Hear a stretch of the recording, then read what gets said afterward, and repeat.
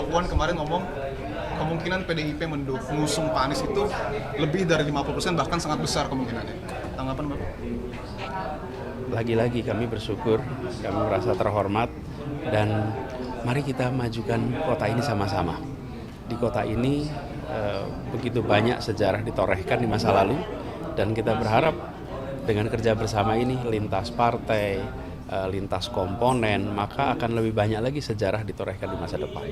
Jadi saya bersyukur sekali, dan Mbak Puan, PDIP itu menjadi salah satu komponen penting di dalam kemajuan perjuangan di Jakarta.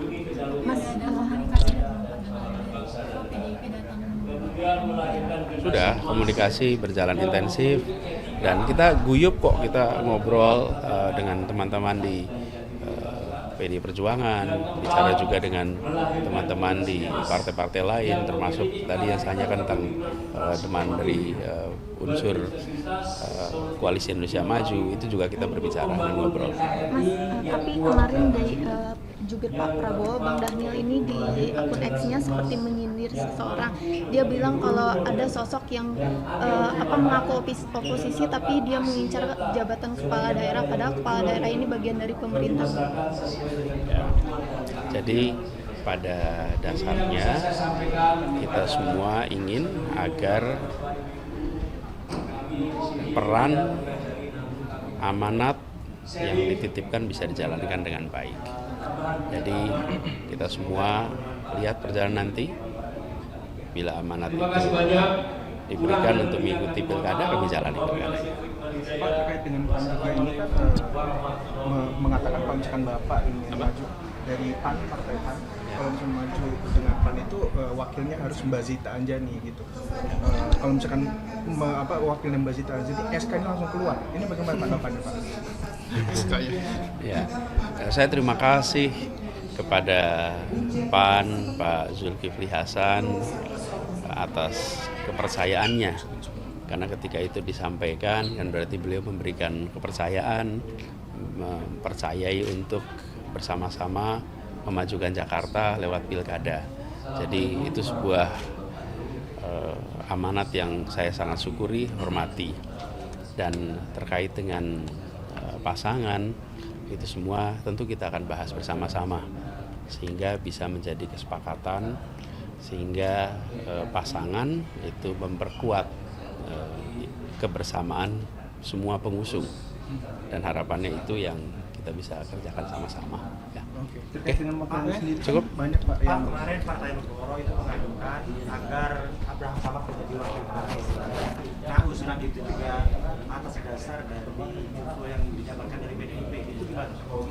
Pokoknya semuanya masih dalam pembahasan, tapi pada dasarnya kami apresiasi dan bersyukur bahwa ada kepercayaan dititipkan kepada saya untuk Jakarta bersama-sama kita berjuang. Adapun tentang pasangan itu tentu harus kita bahas sama-sama. Kami melihat survei yang dikeluarkan beberapa hari yang lalu, yang paling menarik bagi saya adalah hal-hal yang dianggap sebagai masalah utama bagi rakyat di Jakarta. Nomor satu adalah mahalnya kebutuhan pokok. Nomor dua adalah lapangan pekerjaan. Jadi inilah yang harus menjadi fokus bagi kita semua. Ini yang harus jadi fokus bagi kita. Terkait dengan partai pengusungnya, pasangannya, tentu itu menarik untuk dibicarakan.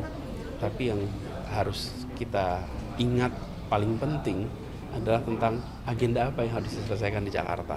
Ya, makasih ya. Oke, cukup. Pak Anies sedikit kemarin Ahmad Saroni sempat bilang katanya dukungan Nasdem Pak Anies masih bisa berubah. Itu seperti apa? Oke. Siap. Dewa-dewa itu gimana? Katanya dukungan masih bisa berubah karena ada dewa-dewa yang mengatur pilgub Jakarta itu tanggal. Oh, nah kalau dewa, saya pengen kenalan juga. Karena yang saya kenal cuma Dewa 19. Ya. Terima kasih Terima kasih Pak Anies. Gini, pagi ini saya menghadiri musyawarah nasional Ikatan Keluarga Pahlawan Nasional Indonesia (IKPNI), dan kami bersyukur bahwa orang tua kami mempertemukan kami di sini.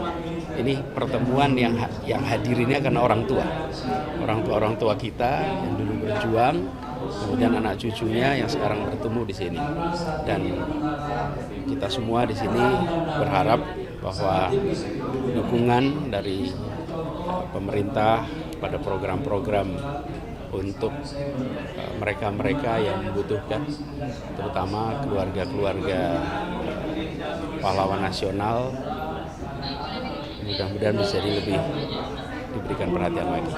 Dulu ketika kami bertugas di Jakarta, kita menyaksikan banyak sekali keluarga-keluarga pahlawan nasional yang dulu rumahnya di tempat yang biasa-biasa saja.